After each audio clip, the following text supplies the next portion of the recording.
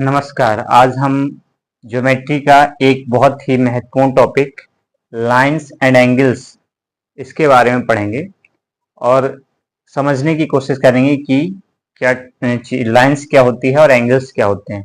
तो सबसे पहले लाइंस क्या होता है। लाइंस लिखा है कि a lines is a one dimensional figure with no breadth and infinite length. यानी कि अगर कोई लाइंस है तो उसमें कोई बाउंडेशंस नहीं होगा, वो आपकी सीधी जा सकती है। ठीक है, जैसे अगर हम ये बनाएं तो इसमें दोनों साइड से आप तीर देखेंगे तो ये आपका जैसे ए और बी पॉइंट है, तो ये एक लाइन है, क्योंकि आप इसको भी यहाँ कितना भी बढ़ा सकते हैं और इतना भी, यानी इसकी जो लेंथ होती है वो इन्फिनिटी होती है। तो अगर ऐसी कोई वन डायमेंशनल फिगर है जिसका लेंथ इन्फिनिटी है और उसका ब्रीथ जो है बिल्कुल नहीं है यानी जीरो है, तो वो आपकी लाइंस कहलाती है।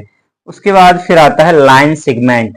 तो लाइन सेगमेंट क्या है, जैसे ये लाइन है, अगर इसमें हम इसका कोई एक पार्ट ले लें, यानी कि क्या लिखा है कि a part of a line whose has two end points हैं कॉल्ड अ लाइन सेगमेंट। देखिए लाइन में क्या होता है, कोई भी एंड पॉइंट्स नहीं होते हैं।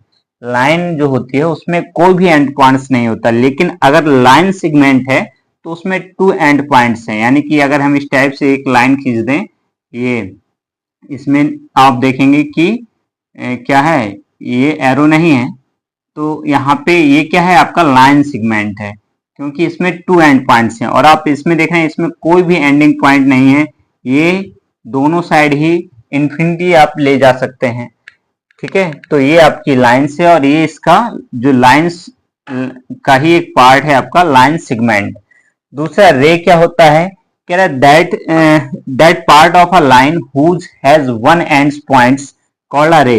यानी कि अगर एक पॉइंट से स्टार्ट हो और ये एक ही डायरेक्शन में जाए, आप ले जाएं इन्फिनिटी तक, तो ये आपकी रे कहलाएगी। तो ये देखो बेटा लाइन है और ये आपका लाइन सेगमेंट है। क्या है, लाइन सेगमेंट। ठीक है, और ये जो था ये आपका रे है, इसे हम रे कह सकते हैं। तो अगर इसको भी हम डिनोट करना चाहें, तो जैसे लाइन को हमें डिनोट करना है तो हम उसके ऊपर दोनों साइड एरो लगा के डिनोट करेंगे। तो ए बी ये लाइन को डिनोट करने का सिंबल है। अगर हमको लाइन सेगमेंट को डिनोट करना है तो ए बी के ऊपर ओनली बार लगाएंगे, उसमें दोनों साइड एरो या किसी भी साइड एरो नहीं लगाते हैं। तो ये आप अगर इस टाइप से लिखा है तो ये आप समझ जाएंगे कि ये क्या है, हमारा लाइन सेगमेंट है।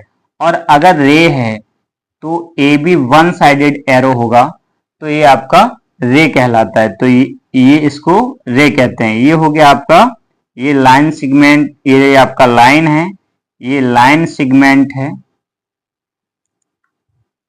और ये आपका रे है। ठीक है ना। तो तीनों ही बातें मैं बहुत सिंपल तरीके से बता सकते हैं कि लाइन मैंने आपको बताया कि एक वन डायमेंशनल फिगर होता है जिसकी जो ब्रीथ होती है वो एकदम जीरो होती है, तो ही नहीं है, लेकिन उसकी जो लेंथ होती है वो इन्फिनिटी होती है। और लाइन सेगमेंट क्या होता है कि लाइन सेगमेंट लाइन का ही एक पार्ट होता है जिसमें टू एंड पॉइंट्स होते हैं। ठीक है, और उसका रे हमको बताया कि रे भी क्या है, पार्ट ऑफ लाइन से हुज उसमें वन एंड पॉइंट्स होता है, यानी कि एक ही एंड पॉइंट्स होगा और एक साइड में से एक डायरेक्शन वो इन्फिनिटी तक ले जा सकते हैं आप उसको। उसके बाद आता है कोलिनियर। क्या होता है, ये कह रहा था given points are said to be collinear if all points do lie in on line. यानी कि अगर हमें बहुत सारे पॉइंट्स दिए गए हैं, जैसे 3 4 5 6 टाइप के पॉइंट्स दिए गए हैं, अगर सभी एक ही लाइन पर लाई कर रहे हैं, यानी कि एक ही लाइन पर हैं, जैसे ये पॉइंट, ये हम मान के चलिए ये पॉइंट्स दिए गए हैं। ठीक है, अब ये एक ही लाइन इस इनसे पास हो रही है, तो ये सारे ही पॉइंट्स क्या हैं, कोलिनियर हैं।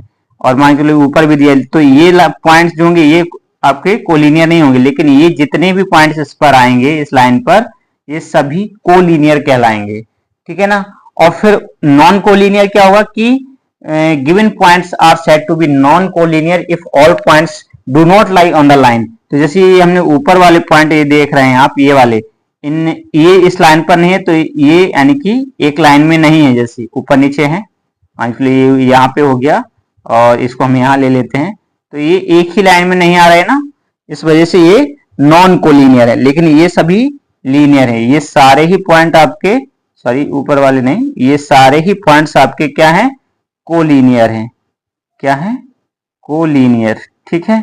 और जो ऊपर वाले जो पॉइंट्स थे जो मैंने आपको बताए थे, जो आपके यानी कि एक लाइन में नहीं थे, ये आपके नॉन कोलिनियर पॉइंट्स हैं। ठीक है। तो सीधा सा कोलिनियर का मतलब हो गया कि जो एक लाइन में पॉइंट्स नहीं है वो, सॉरी, नॉन कोलिनियर का मतलब है जो एक लाइन में पॉइंट्स नहीं है वो नॉन कोलिनियर होंगे, और जो आपके एक लाइन में पॉइंट्स यानी कि एक ही उसमें पॉइंट्स आ रहे हैं, एक ही लाइन में आ रहे हैं, वो सारे ही पॉइंट्स आपके कोलिनियर कहलाते हैं। ठीक है।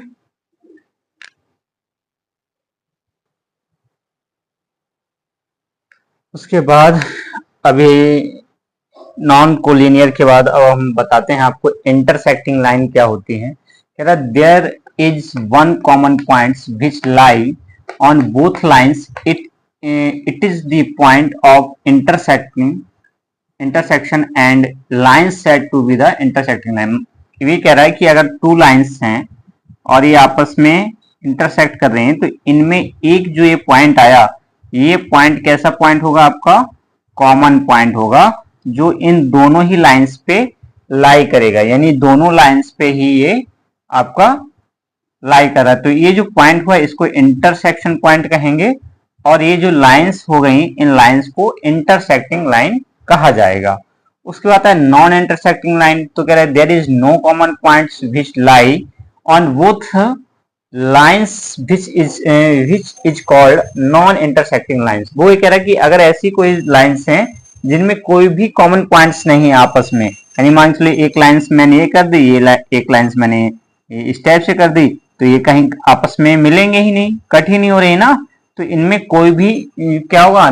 कॉमन पॉइंट्स नहीं होगा। तो ये इसका मतलब ये कैसी लाइन है? नॉन इंटरसेक्टिंग लाइन है, क्योंकि ये कहीं पे भी आपस में कट नहीं हो रहे हैं, इनमें कोई भी एक पॉइंट कॉमन नहीं आ रहा है, इसलिए क्या है कि नॉन आपके इंटरसेक्टिंग लाइंस हो गई। उसके बाद पैरेलल लाइंस क्या होती हैं? This equal length is the distance between both parallel lines. वो कह रहा है अगर दो लाइंस ये हैं, मान चलिए एक ये लाइन है मेरी और एक ये लाइन है, ठीक है, सपोज ये लाइंस है, ठीक है, अगर ये दोनों लाइंस इक्वल हैं तो इनके बीच का ये जो डिस्टेंस है, जो ये परपेंडिकुलर डिस्टेंस होता है, ये इक्वल होता है बेटा, ये इक्वल होता है। ये कहीं पे भी आप कितना भी बड़ा लाइन है, अगर ये पैरेलल लाइंस हैं तो इनका हर जगह पे जो इनके बीच का जो इक्वल डिस्टेंस हो, जो डिस्टेंस होगा वो परपेंडिकुलर जो डिस्टेंस होगा वो इक्वल होगा। तो अगर कोई टू लाइंस हैं और वो अगर पैरेलल हैं तो उनके बीच का जो परपेंडिकुलर डिस्टेंस है वो हमेशा इक्वल होगा, तो उनको हम पैरेलल लाइंस कहते हैं। उसके बाद आता है एंगल। कह रहा है an angle is form when two rays drive from the same end points. ठीक है, the rays making an angle are called the arms of the angles and the common ends point is called the vertex. वो ये कह रहा है कि अगर मान लीजिए टू रेस है हमारी, ये एक रे हो गई, एक ये रे हो गई, ये टू रे जो हैं ये इस तरह से ड्राइव हो रही हैं कि इनका एक ही सेम एंड पॉइंट से, दोनों ही एक ही सेम एंड पॉइंट से यानी कि मूव कर रही हैं। ठीक है, तो इनके बीच ये एक क्या करती हैं, ये एक एंगल मेकिंग करती हैं। ठीक है, एक एंगल को ये बनाती हैं, मेक करती हैं। तो ये जो आपकी रेस है, इन रेस को क्या कहा जाता है? ये आर्म्स कहलाती हैं। इस एंगल जो ये एंगल बन रहा है ये आर्म्स कहलाता है। ये जो पॉइंट आए इस पॉइंट्स को हम क्या कहते हैं? ये तो हो गई आपकी आर्म्स, और ये जो पॉइंट बना बेटा इस पॉइंट को कहते हैं वर्टेक्स। ठीक है, तो ये पॉइंट वर्टेक्स कहलाता है, और ये जो आप रेस देख रहे हैं ये आपकी क्या कहलाती हैं? आर्म्स कहलाती हैं। तो एंगल, तो हमेशा एंगल आप देखेंगे टू रेस के बीच में बनता है, और जिनका एक ही कॉमन आपका एंड्स पॉइंट्स होता है, वो रेस आपस में क्या बनाती हैं? एक एंगल बनाती हैं, और उसको ही हम एंगल कहते हैं। ठीक है, तो जो वो पॉइंट्स होता है एंड पॉइंट्स, उस पॉइंट्स को वर्टेक्स कह दिया जाता है। ओके, देखिए अब हम आपको बताते हैं टाइप ऑफ एंगल्स क्या होते हैं। तो there are different types of angles. कहने का मतलब है कि बहुत टाइप होते हैं एंगल्स के, लेकिन कुछ एंगल्स हम आपको बता रहे हैं। जैसे पहला है आपका एक्यूट एंगल। कह रहा है an acute angle between 0 and 9। ऐसा एंगल जो 0 और 90 के बीच में अगर बन रहा है तो उसको हम एक्यूट एंगल कहते हैं। इस टाइप से बनेगा, मान चलो ये इस टाइप से। तो ये एंगल आप देख रहे हैं कि 0 से और 90 के बीच में पड़ेगा, तो ये आपका एक्यूट एंगल है बेटा। ठीक है, कैसा एंगल है? Acute angle. फिर आता है राइट एंगल। तो कह रहा right angle is exactly equal to 90, यानी कि ऐसा एंगल जो सीधा आपका 90 डिग्री का हो। ठीक है, ये 90 डिग्री, सॉरी ये 90 डिग्री का बन रहा है ना, ये 90 डिग्री का है, तो इसको ही कहते हैं राइट एंगल। ठीक है, ये आपका राइट एंगल हो जाएगा। फिर ऑब्ट्यूस एंगल कह रहा है कि an angle which is greater than 90 but less than 180 is called the obtuse angle कहलाता है। तो ऑब्ट्यूस एंगल का मतलब है कि जो 90 से तो ग्रेटर देन है बट 180 से आपका लेस देन है। तो इस टाइप से ये बनता है, जैसे ये एंगल बना दिया और ये, ठीक है ना। तो ये जो एंगल बन रहा, ये एंगल आपका ऑब्ट्यूस एंगल है बेटा, ऑब्ट्यूस एंगल। उसके बाद आता है स्ट्रेट एंगल। क्या होता है? Straight angle is exactly to 180, यानी कि एक लाइन अगर हम इस टाइप से एक स्ट्रेट लाइन कर दें और इस पे जो एंगल ये बनेगा 180 डिग्री का होगा, और इसको ही आप स्ट्रेट एंगल कहा जाता है, इसको स्ट्रेट एंगल कहते हैं। उसके बाद आता है रिफ्लेक्स एंगल। तो an angle which is greater than 180, which is greater than 180, ठीक है ना, but less than 360 is called the reflex angle. जैसे मान के लो ये ऑब्ट्यूस एंगल है हमारा, तो इसके बाद जो ये एंगल बन रहा है, ये जो एंगल बना, ठीक है ना, यानी जैसे हमने ये एंगल बनाया, थोड़ा सा देख लीजिए थे ऑब्ट्यूस एंगल के लिए, कि जैसे हमारा ये एंगल है, ठीक है, तो इसके बाहर जो ये एंगल बन रहा, ये ही आपका रिफ्लेक्स एंगल है बेटा। ठीक है, रिफ्लेक्स एंगल। तो अगर हमें कोई भी एंगल दिया है और इसका रिफ्लेक्स एंगल पूछ रहा है, तो उसको हम 360 से क्या कर देंगे? सब्ट्रैक्ट कर देंगे। जैसे मान के लो ये हमारा एक्स एंगल है, तो एक्स यानी कि रिफ्लेक्स ऑफ एंगल एक्स क्या होगा? 360 माइनस एक्स। तो 360 से उसको आप सब्ट्रैक्ट कर दीजिए, वो आपका निकल आ गया क्या? Reflex angle. फिर कह रहा है आपका कॉम्प्लीमेंट्री एंगल क्या होते हैं कि if this sum of two angles is equal to 90, तो then such angles are called the complementary angles. जैसे मान के लिए दो एंगल्स हमारे एक्स और वाई हैं, और इनका सम अगर 90 हो रहा है, तो ये दोनों ही एंगल्स हमारे क्या कहलाएंगे? कॉम्प्लीमेंट्री एंगल्स कहलाएंगे। ठीक है, उसी प्रकार सप्लीमेंट्री एंगल्स होता है कि if this sum of two angles is equal to 180, तो then such angles are called the supplementary angles. कहने का मतलब है कि अगर दो एंगल्स हैं एक्स और वाई, और इनका सम 180 हो जाए, तो इन दोनों ही एंगल्स को हम सप्लीमेंट्री एंगल्स कहेंगे। ठीक है, तो ये चीज हो गई। अब इसके बाद अगले एंगल्स पर बताते हैं आपको।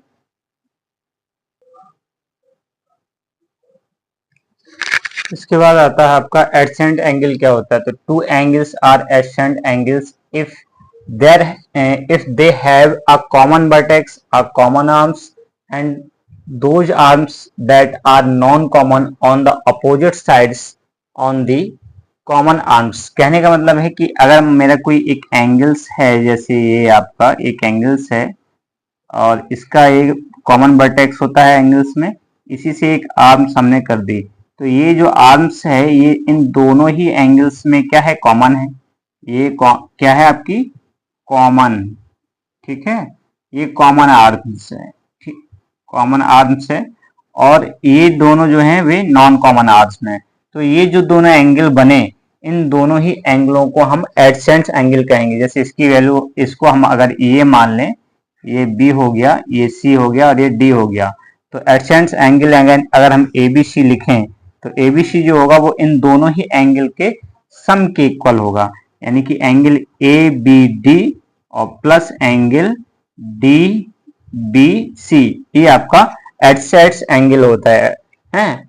एडसेंट एंगल क्या होता है कि इसमें angles are adjacent angle, they have a common vertex. तो एक ये देखिए आप, कॉमन वर्टेक्स है ये, ठीक है, और अ कॉमन आर्म्स। तो ये जो आर्म आप देख रहे हैं बी डी, ये इस एंगल एबीसी में कॉमन है, and those arms that have non common on the opposite sides of the common arms, जो कॉमन आर्म्स है इसके अपोजिट साइड्स में ये दो आर्म्स है, ये जो कैसी है नॉन कॉमन आर्म्स है। तो ये जो एंगल है एबीसी एंगल है ये आपका एडसेंस एंगल है, और ये इन दोनों एंगल्स के सम के इक्वल होता है, ठीक है ना। उसके बाद आपको बता रहे हैं लीनियर पेयर ऑफ एंगल्स क्या होता है कि in if the non common arms drive a line, in this case two arms are called linear pair of angles. कहने का मतलब है कि जैसे मान के चलिए एक ये लाइन है हमारी, और इस पे कोई एक ये लाइन स्टैंड कर रही है, ठीक है ना। तो ये जो है इसमें ये जो आपका बनेगा एंगल्स, दो ये एंगल्स बने बेटा, इन दो ये क्या बना, इन दोनों एंगल्स का सम क्या आ गया 180, यानी कि अगर इसको हम ए मान लें, इसको बी, इसको सी और ये ओ हो गया, तो एंगल ए ओ सी और प्लस एंगल बी ओ सी क्या होगा हमारा 180। तो अगर ऐसे दो पेयर हैं जिनका सम 180 हो रहा है, ठीक है ना, तो उनको लीनियर पेयर कहा जाता है। क्या कहा जाता है? लीनियर पेयर, है ना। और उसमें बस यही होगा कि आपका क्या बता रहा है कि इफ नॉन कॉमन आर्म्स, इसमें कोई भी आर्म जो होगी वो कॉमन नहीं होगी, और इन दिस केस जो एंगल्स होंगे वो आपके लीनियर पेयर कराएंगे। एक लाइन में ये एंगल बनेंगे, दोनों से एक लाइन ड्राइव हो जाएगी, जैसे ए ओ बी एक लाइन है ना, ये एक लाइन को रिप्रेजेंट करेंगे दोनों एंगल्स का अगर सम 180 होता है। उसके बाद आता है वर्टिकल अपोजिट एंगल्स क्या होते हैं, because the vertical opposite angles derived when two lines intersect each other at a point, तो there are two pairs of vertical opposite angles। कह रहा है कि अगर टू लाइंस हैं, जैसे मान के लो एक लाइंस हमारी ये हो गई, ये ए और बी लाइंस हो गई, एक ये लाइंस हो गई सी और डी। अगर ये वर्टिकली काट रहे हैं, एक दूसरे को कट कर रहे हैं, इंटरसेक्ट कर रहे हैं, तो इसमें दो वर्टिकली अपोजिट एंगल बनते हैं। एक ये बना पेयर, तो ये दोनों एंगल इक्वल होंगे, और ये बना ये एंगल, तो इसमें आप देखें एक कैंची के आकार का बनते हैं। तो इनके जो आपके अपोजिट साइड्स में एंगल्स हो रहे हैं इनफ्रंट एंगल्स जो बन रहे हैं, जैसे ये हम अगर ओ पॉइंट मान लें, तो एंगल्स ए ओ सी हैं, इसके वर्टिकली कौन सा एंगल्स होगा, इसके वर्टिकली एंगल्स होगा बी ओ डी। इसी तरह एंगल बी ओ सी के वर्टिकली कौन सा होगा, एंगल ए ओ डी। तो ये वर्टिकली अपोजिट इस टाइप से एंगल्स बन जाते हैं। फिर कह रहे if a ray stand on a line then the sum of two adjust angles is found at 180। तो वही मैंने बताया था, अगर कोई एक लाइन से और उस पर एक लाइन स्टैंड कर रही है, तो उन दोनों का सम क्या होता है एडजस्ट एंगल का 180 होता है। फिर एक थ्योरम्स है कि if two lines intersect each other, तो their vertically opposite angles are equal. आप देख रहे हैं कि अगर ये दो वर्टिकल अपोजिट एंगल्स होते हैं, ये अगर टू लाइंस कट कर रहे हैं, तो वर्टिकल अपोजिट एंगल्स जो बनते हैं वो आपस में इक्वल होते हैं। तो ये इसके इक्वल हो जाता है और ये इसके इक्वल हो जाता है। तो ये एंगल्स थे, ठीक है। इस पे ही बेस्ड अब कुछ क्वेश्चंस हैं वो हम लोग करेंगे। Thank you.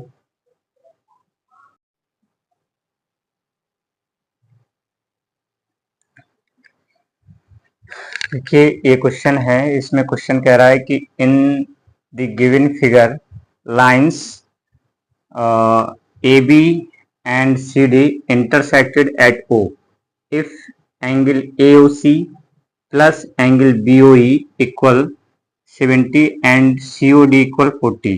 तो एवेल्यूट करना है आपको angle B O E and reflex angle C O E. तो इसमें देखिए कैसे करेंगे। आपको पता है कि अगर टू लाइंस इंटरसेक्ट करते हैं तो उनके वर्टिकल अपोजिट एंगल्स जो होते हैं वो इक्वल होते हैं। तो इसमें इसके यानी एंगल वी ओ डी के वर्टिकल क्या है, सी ओ डी, क्योंकि ये दो लाइन कट कर रही हैं आपस में ए बी और सी डी। तो आप लिखेंगे कि angle A O C equal angle V O D, क्यों, ये वर्टिकल अपोजिट एंगल हैं, ठीक है। अब वर्टिकल अपोजिट एंगल इक्वल होते हैं। अब आपको दिया है कि जो एंगल आपका बी ओ डी है वो 40 है, तो ये भी 40 हो गया। तो एक एंगल तो हमको पता चल गया कि हमारा एंगल सीओई कितना है, 40 है, ठीक है। अब आपको यहाँ पे VOE निकालना है। तो आपको गिवन है कि angle AOC plus angle VOE equal 70। तो यहाँ AOC अगर हम 40 रख दें तो एंगल VOE इक्वल 70 हो गया। एंगल VOE इक्वल हो जाएगा 70 माइनस 40, यानी कि ये कितना बचा 30। तो एंगल VOE हमारा आ गया 30 आ गया। ठीक है, ये आ गया। अब हमको एंगल यहाँ पे VOE मिल गया, हमें अब निकालना है रिफ्लेक्स एंगल COE निकालना है। तो आपको पता है कि ये लाइन आप देख रहे हैं कि CD पे ये जो लाइन है आपकी, ये अगर हम पूरा लाइन लें, ये दो लाइनें खड़ी हुई हैं, तो ये पूरा लाइन क्या हो जाएगा, स्ट्रेट एंगल बन जाएगा ये पूरा 180 का। तो इन तीनों एंगलों का जो सम होगा वो 180 हो जाएगी, यानी angle AOC plus angle COE और प्लस एंगल आपका VOE इक्वल 180। ठीक है, क्योंकि ये स्ट्रेट एंगल है। अब COE और VOE आपको दिया है, इन दोनों का सम दिया है। इनको अगर हम पास में लिख लें कि angle COE plus angle VOE, इन दोनों का सम हमको दिया है, प्लस एंगल COE ऐसे रख दीजिए। तो ये हो गया 180, ये 70 दिया है, प्लस COE इक्वल 180। तो COE कितना हो जाएगा आपका 180 से अगर हम ये सब्ट्रैक्ट कर दिया 70, तो ये बना 110।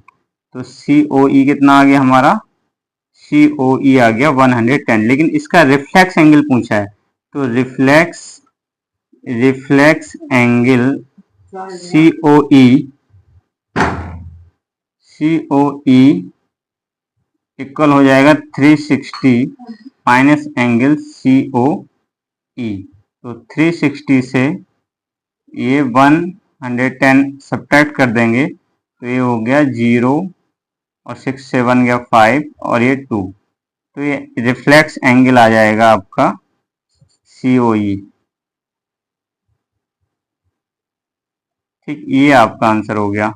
तो रिफ्लेक्स एंगल COE आ गया आपका, आएगा 250 डिग्री, और ये आ जाएगा एंगल BOE आपका 30 डिग्री।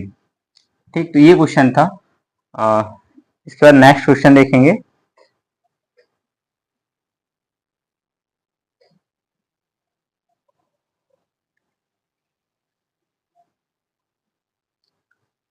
अगला क्वेश्चन है कि given figure lines XY and MN intersected at O। तो इसमें फिर पूछ रहा है कि इफ एंगल POY इक्वल आपका 90 डिग्री दिया है एंड A/B इक्वल 2/3, तो एवल्यूट एंगल C, हमको C एंगल निकालना है। और ये आप देख रहे हैं कि इस पे परपेंडिकुलर ये पॉइंट O है। ठीक है, तो यहाँ पे दो लाइन इंटरसेक्ट कर रही हैं, XY और MN। ठीक है ना, तो आप देख रहे हैं कि अगर ये इस पे परपेंडिकुलर है तो ये एंगल भी आपका 90 हुआ है ना। और हमको A/B दिया है, तो अगर हम लेट करें कि A इक्वल हमारा हो गया 2x और B इक्वल हो गया हमारा 3x, तो इन दोनों एंगल का सम 90 हुआ, यानी कि A प्लस B इक्वल 90। तो 2x प्लस 3x इक्वल 90, तो ये हो गया 5x इक्वल 90। तो x इक्वल क्या हो जाएगा 90/5, 5 से कट कर देंगे तो कितना हो गया 18। x की वैल्यू 18 आ गई, तो a हमारा क्या बन गया 2 × 18 यानी कि 36, और b हमारा क्या बन गया 3 × 18 यानी कि 54। ठीक, अब आप देख रहे हैं कि ये जो लाइन है MN, इस पे OX लाइन अगर खड़ी है तो ये पूरा लाइन B और C मिलके क्या बना देंगे लीनियर पेयर, यानी कि आप देखेंगे कि V प्लस C इक्वल क्या होगा 180। क्यों होगा, क्योंकि ये आपका लीनियर पेयर है। ठीक, लीनियर पेयर है, लीनियर पेयर है 180 हुआ, तो V की वैल्यू हमको पता है कितनी 54 प्लस C और ये 180, तो C हो गया 180 माइनस 54। तो C इक्वल 10 में से 4 गया 6 और 7 में 5 गया 2 और 1, तो C की वैल्यू ये आ गई 126। तो ये वैल्यू होगी। इसके बाद नेक्स्ट क्वेश्चन देखते हैं।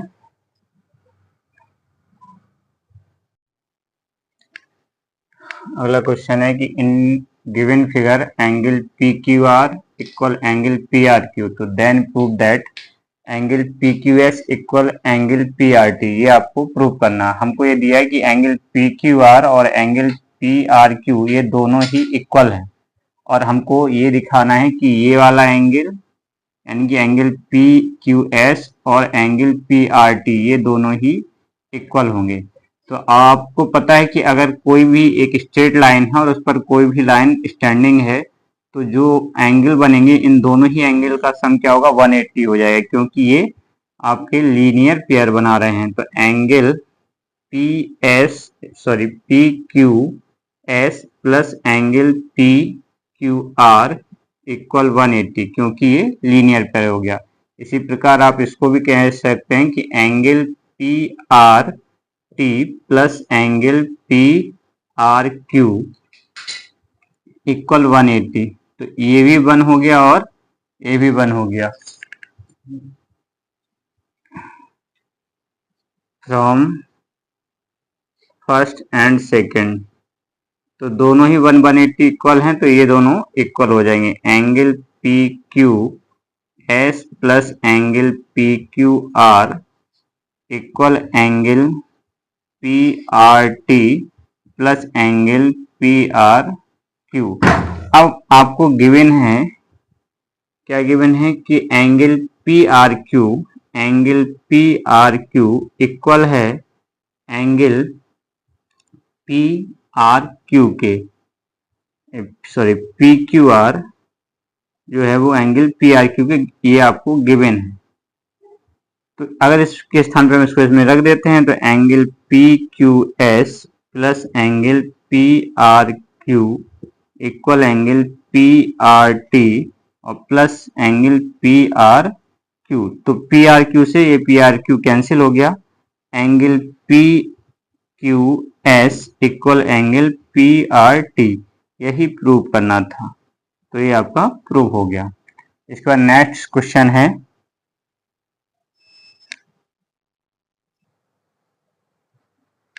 नेक्स्ट क्वेश्चन है कि in given figure if x plus y बराबर w प्लस जेड, तो प्रूव दैट करना है कि A O B is line. तो हमको ये दिया है कि हमें ये प्रूव करना है कि ए बी इज लाइन। तो या तो इन दो एंगल्स का सम 180 हो जाए या इन दो एंगल्स का सम 180 हो जाए। तो उसके लिए आपको पता है कि अगर इन चारों एंगल्स को हम ऐड कर दें तो इसका योग जो होगा वो 360 होगा। तो अगर x plus y plus z plus डब्ल्यू इक्वल हो गया 360, बट गिवन है हमें कि x प्लस वाई जो है वो w प्लस जेड के इक्वल है। ये क्या है, गिवन, ये गिवन है। तो इसके x प्लस वाई के स्थान पे या w प्लस जेड के स्थान पे हम x प्लस वाई रख देते हैं इसमें। तो x प्लस वाई और plus x plus y equal 360। अब x से x हो गया 2x, y से y ऐड हो गया तो ये 2y इक्वल 360। 2 कॉमन कर देंगे तो x प्लस वाई इक्वल 360। 2 से इसको कट कर देंगे तो ये 180 बना। तो आपका ये आ गया कि x प्लस वाई इक्वल 180। और क्योंकि गिवन है कि x प्लस वाई जो था वो w प्लस जेड के इक्वल था, तो ये भी 180 हो गया। तो ये प्रूव हो गया। तो हेंस ये कह सकते हैं कि A O B is a line. तो ये क्वेश्चन हो गया। इसका नेक्स्ट देखते हैं।